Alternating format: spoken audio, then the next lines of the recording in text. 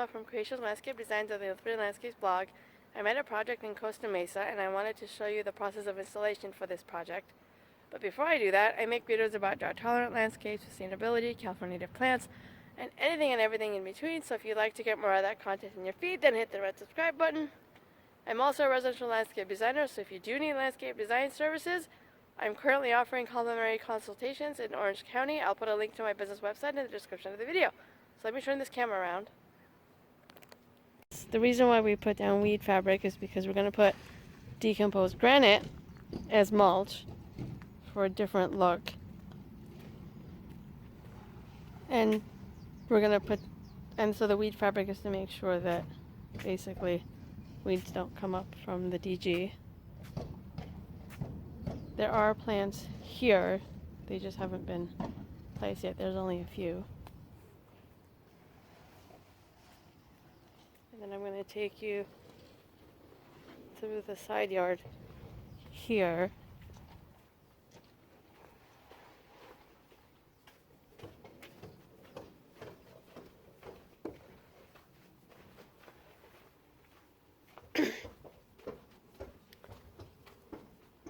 So all of this hardscape the homeowner had installed a year or two ago. I don't know by whom, but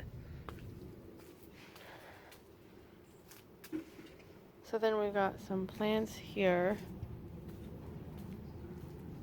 Existing fig in the back. I don't know if you can see. Lighting is kind of not well, but it's actually one fig tree where the root just kind of expanded out. And then we've got plants here going in.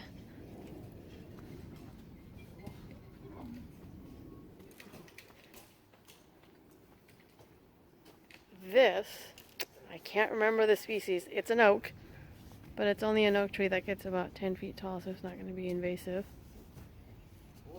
We've got some Encilia farinosa, some Cleveland sage, globe mallow, two varieties of Eriophyllum, Trichosthema lanatum, which is woolly blue coral, some manzanita, some ceanothus, but low-growing ceanothus like Yankee Point and popcorn. Well, actually, Yankee Point gets about 3 feet tall, maybe. Low enough. Some sea, I want to say it's called sea desert lavender. Shit, I can't remember the name all of a sudden. And then this is the other side yard. So in this little area, all across, we're not actually planting. We're just going to do mulch instead of DG. And oh, we are doing DG in the back planter, but here we're not in this little area because it's too small. And getting irrigation here would be a bitch, so we're just not going to do it. We're just going to leave it not planted, but at least mulch it so it looks finished, as well as this little strip of parkway. And then they're going to cut a hole here so that at least water can escape if it ever rains and whatnot. We also installed gutters, very necessary, here and then over there.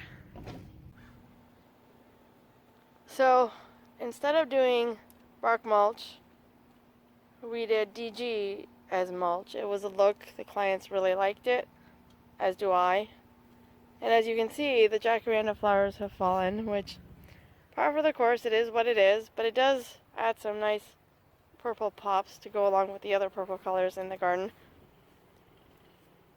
The plants are growing nicely with the exception of some Encilia farinosa. There's one right there that has unfortunately croaked.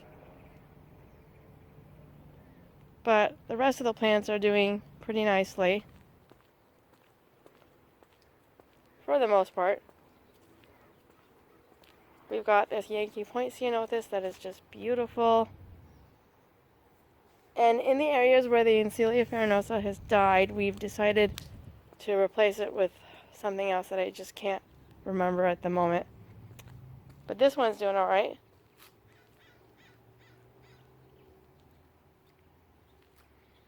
We didn't do anything to the hardscape.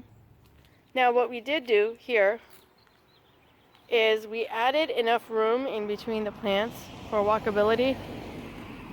So instead of creating a path to that back gate from over there, we just didn't put plants in certain areas to kind of create a path. And we didn't want to overcrowd the garden either. Here we did add bark mulch just to switch it up a bit. Right, so this is the back. Again, we did DG as mulch, and we left enough room in between plants to not only let the plants grow to their mature size, but for walkability. So like in this area, as you can see, in this area there's meant to be a room to just kind of walk around. The Encilia farinosa also did not do super well here, but they have been replaced, at least the ones that didn't do well. And we have some woolly blue curls, some mallow that did super well, kind of fell over a little bit. Again, some Yankee Point ceanothus. This is, I want to say, Crocus dumosa. Some Cleveland sage, and interestingly enough, these two Cleveland sage are looking super happy. And then this one is happy, but not as grown as the other two. Weird. We added some lights and some decorative rocks. And then we also planted back here. All the hardscape the homeowners had done a year ago by others. And then in this area, because we didn't want to put water to the house, we just added pottery that the homeowner already had, and we just kind of placed it here just to kind of add a little something.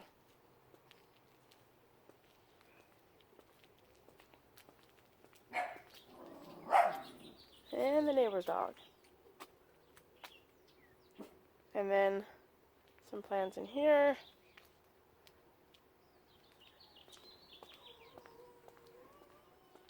Aww. And their fig tree, oh wow. When we planted the project, it was just a few sticks. In the last like couple months, I guess now that it's been really watered and whatnot, it's like, oh, I'm gonna grow.